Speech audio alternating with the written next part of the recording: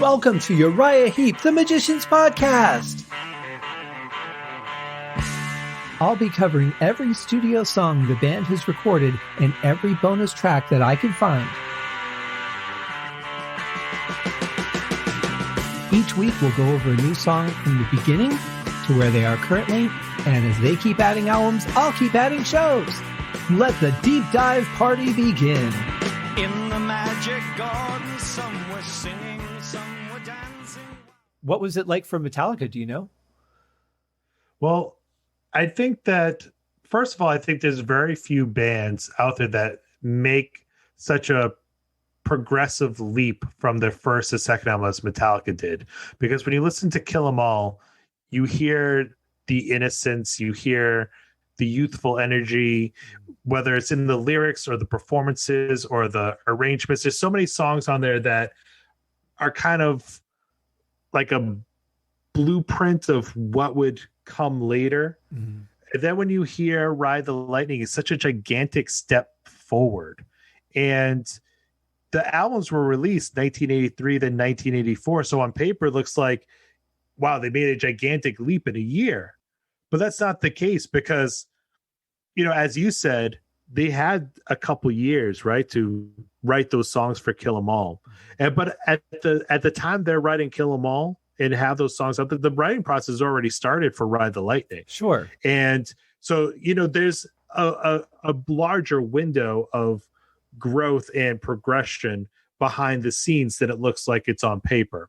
But I mean, you mentioned before the classical intro of To Fight Fire with Fire. I mean, to compare, if you listen to Kill 'Em All from start to finish, which is basically just heavy, fast, energetic record, and that's the first thing you hear, and then you get three songs in For Whom the Bell Tolls, a more mid-tempo song, and then a ballad in Fade to Black, or as much of a ballad as Metallica did at that point, and then it ends with like an 8-minute instrumental. It's like, this is like almost an entirely different band in a way. Right.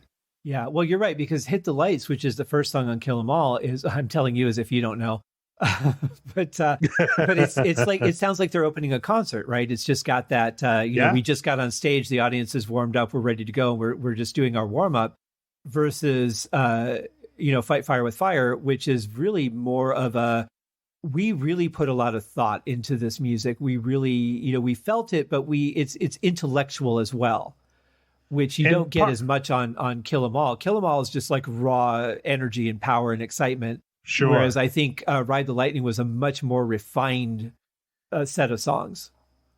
Absolutely. And part of that too is the recording process, because, all those songs on Kill 'Em All, they literally, were playing them in clubs.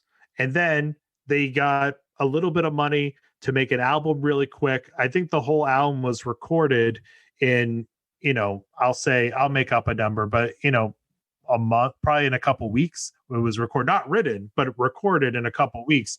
And they only have a limited budget. I know that for a fact through interviews that, the band was not even entirely happy with how the album sounded, but there was no money to go back and change anything. And it was what it was. But with Ride the Lightning, they were a little bit more established, had a little bit more money. They could take their time. They also went to Europe to record that album. They went to Denmark, where Lars Ulrich's from, and things were a little bit cheaper there than they were in California. So they could afford to do more with the money that they had. So they were able to take more time to get the drum sounds, to get the guitar tones that they wanted. And that's when they really started focusing on, like, all right, what does it take to be in a studio and to be a band in the studio? That was really the beginning of that. And then you can see the progression on Master Puppets and so on and so forth, especially through the Black Album. Mm-hmm. But I think a part of that too is just the recording process of it, and having, the reality of, limits with money but in time. Sure. And also too, just having more knowledge of, like, all right, we did it once, we know what it's like to be in a recording studio now we have this, a producer who can work with us and teach us things, and yada yada yada. Well, that's what I was going to say was too, is that they probably didn't really have a producer on the first album to tell them to edit them, and they probably wouldn't have listened anyway. I mean, they're young kids. Hey, we got money, they want us, we're going to do our songs our way. But I also heard that part of the reason that they chose that particular studio for Ride the Lightning is because that's where Rainbow recorded Down to Earth, and they loved that sound so much. They wanted to capture that with their band. Like, they wanted to capture that atmosphere with their music. Yeah, I remember hearing that, actually. And it makes total sense because they are massive Rainbow fans. I mean, Lars Ulrich is Deep Purple's his all-time favorite band, and there's that connection there, you know? And I know just there's so many connections among all those bands between Deep Purple, Black Sabbath, Rainbow, all those crossovers that all those bands seem to have back in the day that all sort of bled into all these great acts that, you know, influenced them and so many others. Exactly. Well, let's get back to the song because I want to hear what happens next. Yeah, let's do it.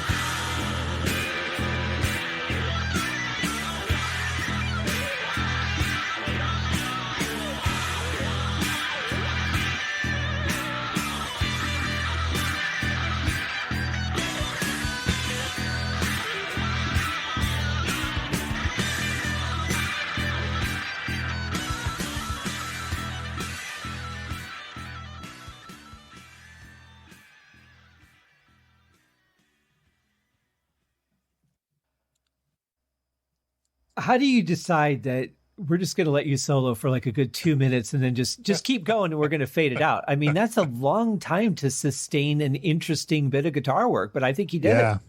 Yeah, I agree. And I was going to say too, I missed the classic fade out. More songs need the classic fade out. Yeah, it seems like everybody feels like they have to end it because if they want to do it live, you have to have an ending anyway. So why rewrite it? Just do it that way in the first place, you know? But I love that guitar work. I mean, for one, the sound of the guitar. And again, I'll say for all the range he's playing and as screechy as some of those notes are, it does not sound bad at all. There was no point where I'm like, there's a frequency that's coming through I don't like. It just sounded great. Yeah, I agree. And there's a, you know, I feel like it was a repetitive solo without him repeating anything in terms of particular phrases. There's that motif that just sort of in certain notes that he would go back to, but it really felt like he was, I'd be surprised to learn if that solo was not improvised. I'm pretty confident that he was just going off the cuff there. Yeah, I would think so too. That's, for one, that would be far too much to try and memorize because usually like they write this stuff 20 minutes before they record it. So I would imagine that would be way too much to remember. But I do feel it's very natural. And I know some of his solos are planned and some are not. I would venture to agree with you. This was probably not. But that's just so much energy to keep up, especially when you don't have a beat that's driving behind you. It's really contrasting because he's playing aggressively with a very, very simple beat behind him at a slower tempo. But I like the changes in the drums here and there. I like little bass licks that were thrown in there to keep it together. It's such a supportive band when it's somebody's time to shine. Yeah, I agree with you. I master work by the rhythm section with bass and drums, just really holding it down. And, to go back to your point, the blues is all about emotion. So to write out a blues solo just seems wrong in a way, because you have to it can't sound rehearsed or practiced or polished. It has to capture raw energy that captures that emotion. You have to, if you're going to write out a solo and capture that, then you really are a master performer. And I'm not saying that it does not take a master performer to pull it off otherwise, because it does, but it's so much easier to just, not easier, but it's so much more effective to improvise and just capture that pure moment than try to mimic it, is what I'm trying to say. Right. I kind of feel like if you're planning the blues, then you're a liar, because the blues are all about this is the moment I'm in, and in this moment I'm going to share my feelings with you. And by the way, they're really gut wrenching. Yeah. And by the way, I wrote this 5 years ago, and I'm here to bring it to you tonight, note for note. And but and that's what I like about it, is because there are guitar players that will memorize their solos, and this is the way people know it, so this is the way I'm going to perform it. But you can't do that with blues. I mean, you could if you don't record it and people don't get a chance to hear it. But I really feel like most blues players and a lot of the best guitar players are like, here's just where I'm at right now, while I've got you guys in front of me, while I'm standing here on this corner of the stage. Here's where I am, and that's what you're going to get. This is what the song is inspiring me to feel. And that's the best stuff to me. I don't mind studio solos being planned if they're technical, if they make sense to plan at least sections of them. But a solo should just be, here's what I'm feeling right now while I'm recording. Right. Yeah, absolutely. Yeah. I agree. It's a good song though. I could totally see why you pick it. It's raw. It's definitely got a foundation to it that's just rooted in a simple strength that they just layer on, because they're really good at layering. So I have a question for you. Yeah. Lyrically, is this song sort of left field for Uriah Heep, or is this pretty much in line with a lot of the stuff that they were lyrically writing during this time period? That's a tough question. I suppose the answer would be very subjective. For me, they're kind of all over the place lyrically. They'll sing about love, then they'll sing about war. Those are two topics that they go back and forth on pretty often. But they're very eclectic lyrically. It's kind of like, I saw something and it made me think of this, so I wrote a song about it, as opposed to, this is an album that mainly focuses on love, or this is an album that mainly focuses on war. The only two albums that I could say really had a specific motif for the majority of them would be Demons and Wizards and The Magician's Birthday, although you could really argue that The Magician's Birthday was all over the place lyrically, depending on what they meant by the subject matter or what your interpretation of the subject matter is. I don't think it's odd for them to write lyrics like this in any way, but it's not like I could say, they had 3 or 4 other songs that were like this. It's really, they're so unique as lyrically as they are musically, because they didn't have any musical songs like this at all. Sure. Yeah. I mean, from what I've heard from them, because again, I'm a newbie here. Sure. I'm ready to take my deep dive. It seemed like musically it was definitely different. So I was curious about the lyrics, because, when I hear some of this stuff, I think of them more as almost like a fantasy bass band in a way, or, and I know they also have a lot of songs about love and whatnot, as most bands tend to do. Right. Sure. But I was curious how much was written that's sort of more bluesy and kind of more, down and out emotion in a way. Yeah, and they do have a few blues songs, that just not one that is this guttural, not one that is this slow and just this so much in the pocket. But they do have a lot of blues stuff. They also really do a lot of shuffles, probably more shuffles than any other band I know well. But it's always good to have an album with a shuffle or two on it.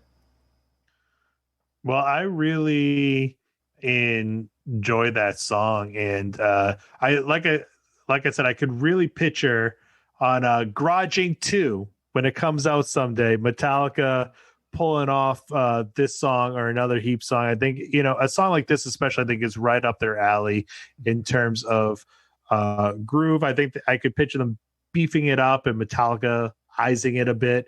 But I don't think it's too far removed from some songs that we've heard from them.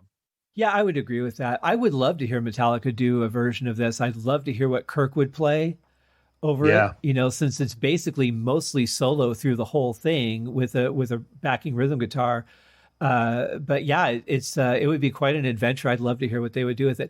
Equally, though, I would love to hear every band I've ever enjoyed do a version of Call of Cthulhu, because that's one of my favorite Metallica songs. And I'm not a big live music guy unless I'm at the show. Like, I don't really like to listen to a lot of live records, but that being one of my favorite songs, I have seen quite a few different versions of Metallica performing it live. And man, Lars just goes off every time. It's like he forgets that there's people watching him and that there's even a band there. It's just like he's just going to play whatever he wants, and he really puts 1,000% into it.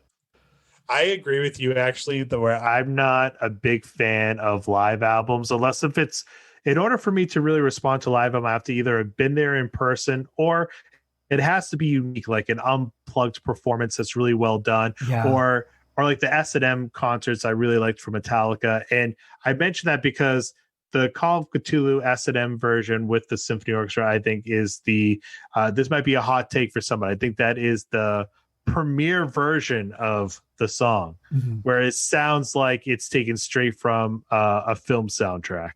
Yeah, yeah, that's probably true. I would like to, now here I'm going to contradict myself, but they're on that video cassette that I had, that version of For Whom the Bell Tolls, when they were outside at that big, whatever that festival was that they were playing.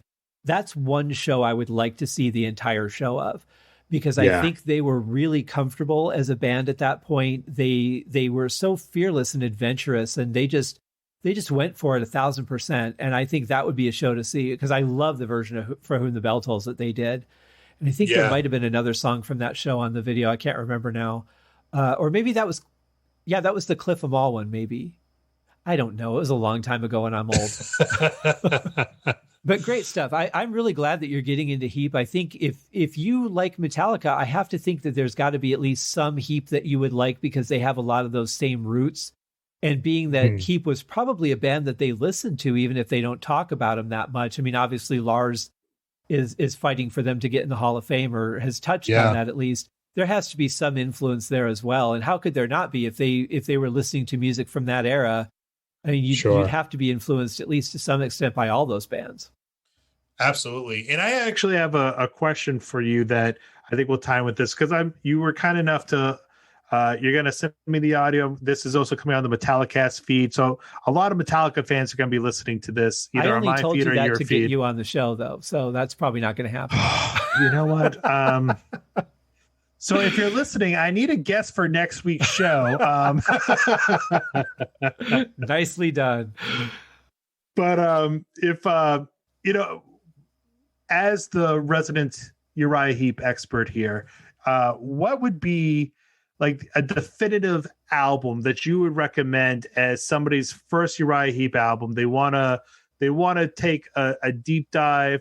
Do they start at the beginning? Is there do they start at what you think is their finest album from start to finish? Is there a fan favorite album, or what would you recommend as a starting point? Because there's so much content out there. Yeah, there is. That's such a great question. I would tend to go with doing it in chronological order, but their first album, Very Heavy, Very Humble, is a little more eclectic, because they were converting from another band. Their previous band was Spice, and it was basically the same band without their keyboard player that they got right as they turned to Uriah Heep, which was Ken Hensley.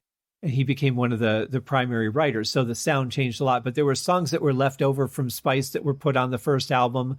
So it's kind of it is the first Uriah Heep album, but it's kind of like half Spice, half Uriah Heep. So I would say, as much as I would say that's a great place to start, it might be throwing you off a little bit on what the band actually is, because it is that sort of transitory period between their old sound and the new sound. I would say their second album, Salisbury, would probably be the best place to start.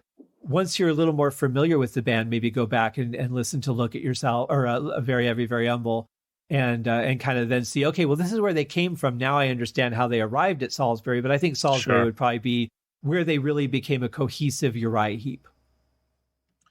All right. Well, there you go. So check it out, because I'm interested in taking a deeper dive myself, like I said. Cool. Well, I can say that the song Salisbury itself is an incredible workout for any musician that plays on that song. It's 16 minutes long, and it is just from one thing into another. It's one of the most amazing pieces of music I've ever heard. Definitely one of my favorite Heep songs. And they did it live. They used to do it live a little bit without the orchestra, because it has a full orchestra, or a brass and woodwind section in the actual song. But it's a masterpiece for music. And to think that was done in 1971, when there wasn't a lot of rock and orchestra mixed, except for Deep Purple's Concerto. It's a pretty big piece of music history. And I mean, where do you think Metallica got the idea from? Lars are being a massive Deep Purple fan, and I'm sure, work from like Uriah Heep definitely bled into that as well. Absolutely. And the thing I really liked about Metallica doing that is that they didn't just say, okay, we're just going to have the strings double the guitar parts. Like, there was actually some really intelligent arrangements that were done for that. Yeah. I thought it was very tasteful and very interesting. When I first heard they were doing that, I thought, they're just going to double the rhythm guitar. Sure, yeah. Well, it's so easy to make it bad, or at least not interesting. And, and there was like a little bit of it became a little bit of a fad after S&M was so successful, where a lot of classic rock bands were all of a sudden doing like full concerts and albums with orchestras. And I remember in particular, Kiss released like Alive 27 or whatever it was, because every live album has to be a live something. Right. And it was with an orchestra. And I remember like listening to a classic rock station whenever it came out. I was either in high school or college or whatever. And I want to say I heard, Detroit Rock City and, Rock and Roll All Night probably were the two songs that they played. And it was like, it was just the orchestra basically following the guitar, which, let's be honest, it great songs, but not overly interesting to begin with. And it's like, there's just not much to it. It's not much to sink your teeth into. It's really, I know it's surprising coming from Gis, but it really came across as just a gimmick. Right. Yeah. Who would have seen that coming? The thing is that, when Metallica did it, it made it cool again. And when they saw the record company's sales on that album, of course, everybody's like, well, we got to do that. I think the thing is that Gene Simmons is a great businessman, and he knows how to make something work, and he's not afraid to do it. And I think he of course would probably come with the approach of, well, we're going to do it different than everyone else does, and ours is going to be special in that, because that's just the headspace that he seems to think in. I just don't think it turned out that way. The little bit that I heard of it, I'm like, there's nothing exciting about this.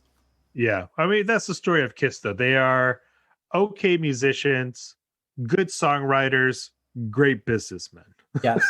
Well, and the one song, and you mentioned it, that I can't listen to from them because it's so over the top gimmicky is Rock and Roll All Night. Because when they get to that part that says, and party every day, I'm like, that's got to be the worst line delivery I've ever heard.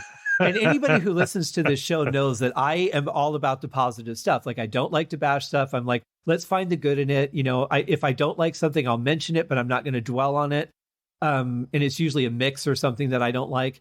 But I just can't with that song. It just is so cheesy to me. Do you ever see the movie Role Models? I have not. So there's several Kiss references throughout. And one, Paul Rudd's in the movie, and his character says, I like to rock and roll in part of every day. And Sean William Scott's like, part of every day? It's party every day. Paul Rudd's like, no, part of every day. I'm like, 9 to 5.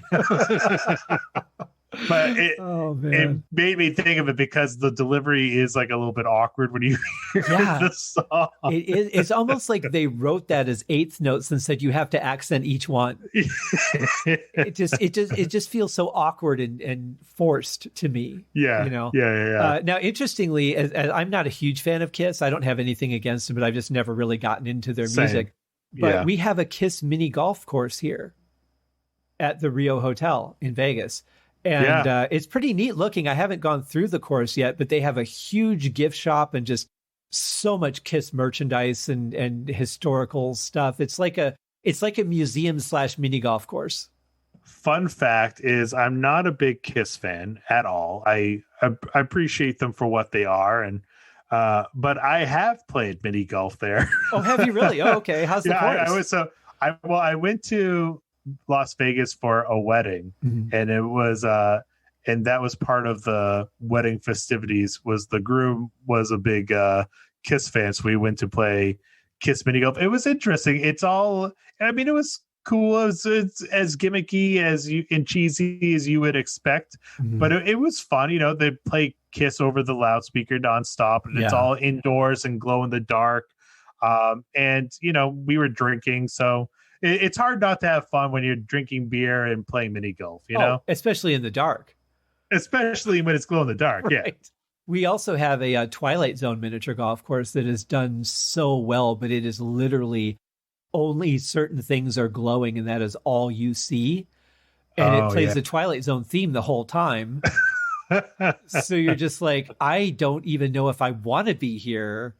But I'm gonna finish this course. There's like a 5-foot Talkie Tina doll, and I'm gonna get that ball out of that hole as quick as I can. Before somebody pulls her string. It's the most surreal place I've ever been in my life. I love it. That's hilarious. Yeah. That I did not do, but I'll have to add that to the list. Yeah, it's only been here for a few years. I can't remember, like maybe 3 or 4 years since they opened it, but it's over at Bally's Hotel. Yeah, over at Bally's. So really cool thing to experience. And then you walk out of the room and everything's just like bright and everything again. And you're like, was I actually just in there? Because I feel like I don't remember what happened for the last 45 minutes. It's just such a surreal thing. And I wasn't drinking that day, so to change that for next time. But man, I'm so excited about your show. You've got, how many episodes have you done now? Oh, I don't know. I'm on, I think this will technically be labeled episode 60, but I've done a couple like mini series that were not numbered and mini episodes. So I got to be I'm guessing I'm close to 100 at this point, if not over. Yeah, that's awesome. And you've dug into a little bit of their history. Like you did an episode on Samhain, which I really liked. I just did a review of November Coming Fire on my other show not too long ago. Oh, nice. And they were the reason I got into them in the first place. Obviously the Misfits connection and all that. But Metallica is certainly a band that has made a mark that I don't think, like you said, I don't think anyone's ever going to touch what they've done. And, for 4 guys just following their passion, it's pretty amazing what they've created. And I love that they were influenced by Uriah Heep. That just makes me happy. Yeah, it's, it does not surprise me at all. It does make me interested in why perhaps they're not mentioned as much when, talking about perhaps they were just not as big of an influence, maybe as like a Deep Purple or an Iron Maiden or a Black Sabbath. But, I'm surprised we don't hear them anymore because there's so many similarities between the two. Mm-hmm. And I have to wonder, too, how much of that is, and I've talked about this on the show, too, is how much of it is because we live in the States where when I look at my stats on the podcast, I actually get a lot of European listeners. I get a lot of people from Australia and different places. Oh, yeah. I actually do have a lot of people in the U.S., but it seems that the people in the U.S. that reach out to me are people that are just discovering the band for the first time. I've heard of the band. I've never really gotten into them, and your shows helped me do that. Versus people in Europe that I get, I've been listening to this band since I was 8. And, I get a lot more experienced listeners there. and not so much in America. So if the podcast is helping people make that connection, then I'm really happy to be able to help with that, because it's a great band with a lot of great songs, and to help people discover great music, for me as a musician, that's a pretty great joy for me. Absolutely. I 100% agree. And I was actually thinking that, going to this recording, how I feel like in the United States, they're a little bit of a cult band. Mm-hmm. But you look elsewhere, Germany, wherever, and they're still, and to this day, massive and playing big venues and, really relevant in a much bigger part of that country's culture and history that they really get recognized for here. Because here, they kind of had like a few minor hits, and then it's just sort of more of a footnote band here, which I think is a little bit unfortunate. Yeah, yet when I go to the 2 times I've been able to see them live, it was a packed house. The first time they were headlining, second time they were opening for Priest, but it's awesome. Just amazing to see everybody's there and they're feeling it, and the energy's there in the crowd. It's like they're singing along. They know the band, and it's weird that we don't hear them spoken about as much, but yet at the shows they're packed. They're there, and with experienced, knowledgeable fans. And I think part of it too is just how media presents itself, right? You have those little sound clips, those little sound bites where it's like, if you're on blabbermouth.net or whatever website, headline where Lars Ulrich is talking about Black Sabbath or Iron Maiden or Deep Purple is going to get a few more clicks than if the headline reads Uriah Heep, so that name gets pushed down into the body of the article or the press release or whatever. And that's just the unfortunate reality of the media. But I do think that Metallica are in a position now, like I said at the start, with things like the Rock and Roll Hall of Fame and whatnot, where they are going to start utilizing some of their power and fame to kind of bring more of these bands to their to the forefront. Because like you said, you got into the Misfits and stuff because of Metallica, and so did I. Mm-hmm. And they've been a champion for all these more obscure bands that have influenced them. Diamond Head is a band that basically would not have any career in 2021 if Metallica never covered a handful of their songs. They basically owe their entire career to them. Yeah, the first one was Am I Evil, right?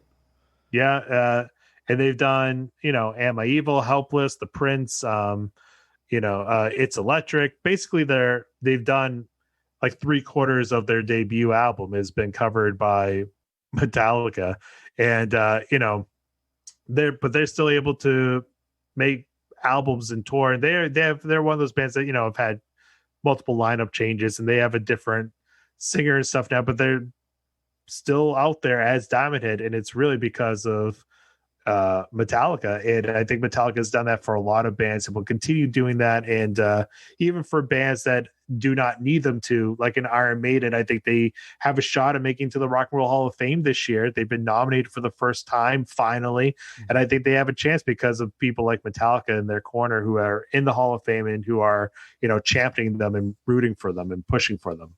Yeah, and I love that. I love taking the influence and doing some good with it, but at the same point, I mean, you look at the sales, 40 million albums over 50 years. I mean, I'm happy when I have 4 listeners on Spotify it's just amazing to even fathom that scope. I don't know what Metallica's sales are. I'm sure they're astronomical, but it's such a huge number. And to think that you've reached so many people just doing what you love doing. And, Uriah Heep's played at Wacken, which is a huge festival overseas. I mean, monster. It's just a sea of people, and to even be invited to something like that is a pretty big deal. I don't think they play a lot of festivals here in the States. I don't think we really have a lot of festivals here in the States, but. Well, I was going to say those European festivals are on my kind of like, I don't have a bucket list, but if I did, attending some of those would be on it, because from what I hear, what I've seen, there's nothing that compares to that. And, we have these, weekend festivals in the United States that are cool. They sometimes have phenomenal lineups, but they're not the same as Europe with the energy and the passion of those crowds and the type of bands they get and the amount of bands they get and the level of quality bands that they get is just unparalleled. And that's why so many of those festivals are, they happen once a year and it's just an annual thing. We don't have that in the United States. Everything is, even if it's a festival that's been around, quote unquote, it's been rebranded and commercialized and right. Yeah. It's going to be pop music, grunge music. It's not going to be straight rock and roll. I mean, we had Monsters of Rock, which was the first time I saw Metallica live, when they played with, the Scorpions and Van Halen and Kingdom Come and, and all that. Dokken was the other band. But it was good, but it just didn't have the right mix of bands for me. But that's just me personally. I know a lot of people were perfectly happy with that lineup. But yeah, there aren't a lot of festivals that aren't geared to be commercialized. It's not just, hey, we love these bands. We think they would sound good together. Let's get a show. It's here's who will draw people. I feel like things in the United States are much more strategic. And I feel like things in Europe are much more, let's make something really good and then people will go to it. Yeah. What a concept, huh? Oh, who would think that would ever work out? Well, Brandon, thanks so much for coming on the show. I look at the clock and we're hitting, we've been at this for a while. So it's going to be a couple of different episodes that I'll air, but I'm going to air them all on Monday, one after another. Awesome. A lot of people listen to this show on their commute, on their jog. And if it's just one long thing, it's harder for them to pick up where they left off. So if I break it into smaller pieces, even if I release it all together, it kind of helps them go, okay, well, I'll listen to this one because it's 25 minutes. Then when I go on my lunch break or afterwards, I'll listen to that one. So it just makes it easier to deliver it in smaller bites. Thanks so much for coming on the show. It's great. Thank you so much for having me. Oh, absolutely. You'll have to come back and do another song. I would love to. And we'll have to, I'll have to have you on Metallicast for a true, Metallica episode. Yes, I'm into it for sure. Awesome. Thank you guys. I'll have the link to Brandon's show in the show notes as I did. I just recently, I don't know why I hadn't added you to my Monday thank list, but you're on there now. Today's show is Monday, but the episode's long enough. I'll put that in tomorrow's episode. But thanks, man. It was such a good time. Great to talk to you. And we'll do this again. Likewise. Sounds good. Looking forward to it. Take care, buddy. Bye. Thank you for joining me on this episode of Uriah Heep, the Magician's Podcast. If you have enjoyed this show, please consider going over to Apple Podcasts or your favorite podcast outlet, leaving a rating or a review. Be sure to subscribe to make sure that you are notified when new episodes are available. Please be sure to share this podcast with your fellow Uriah Heep enthusiasts and anyone who you think would like Uriah Heep, which should be everyone. And if you are so inclined, please feel free to contribute to the Patreon account. And if you are not a Patreon subscriber, you can also pay through the PayPal link on the website listed in the show links below. I would also like to thank Uriah Heep for their very generous support of the show. And thank you guys for listening. We'll see you in the next episode. Happy days!